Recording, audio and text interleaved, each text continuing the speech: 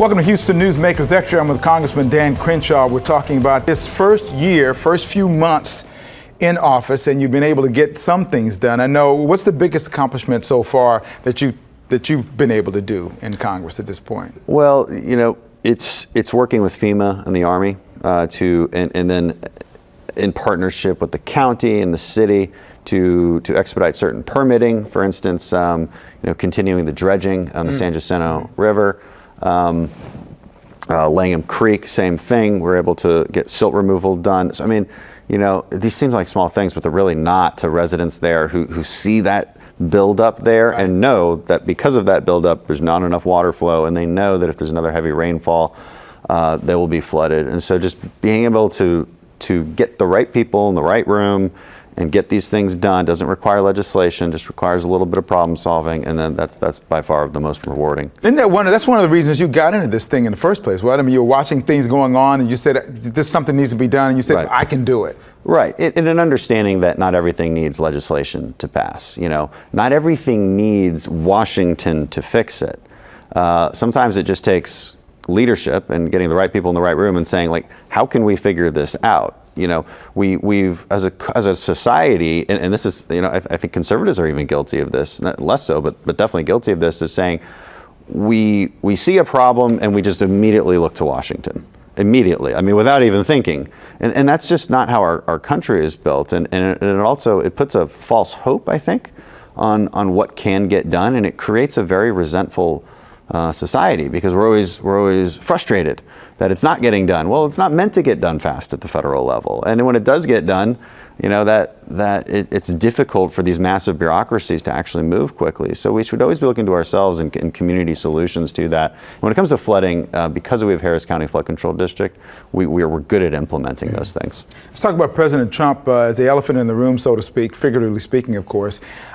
He has not been above 50% in approval for a while since he's been in office. Right now, underwater by 52% to 43% who disapprove. Mm-hmm. He has almost 90% approval rating by the Republican Party. When you ask people if the country's moving in the right direction, they're saying no. The Rasmussen poll says no. The Monmouth poll even more so says no. Yeah. When you see all of those things, what is the way to get those numbers down? I mean, polls aren't everything, but they kind of are a snapshot. Yeah, they're a snapshot.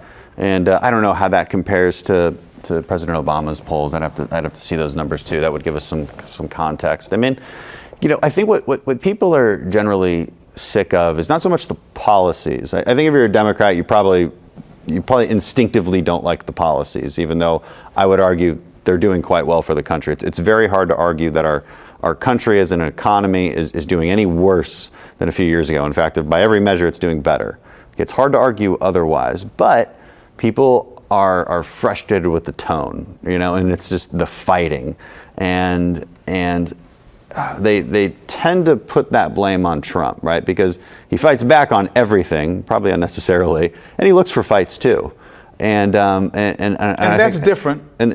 From that's different. Other presidents, yes. Oh yeah. It's certainly not characteristic of your normal president. And that changes we can admit the tone, that. Right? And some people love that, but you either love it or you hate it. And a lot of people. Yeah. A lot of people don't like it. There's no middle ground on that. No, there's not. I mean, I feel like I'm in the middle ground. I feel like I represent somewhat of a middle ground. I'm not a very emotional person. What he says doesn't trigger me in any way, but I also don't have to defend it.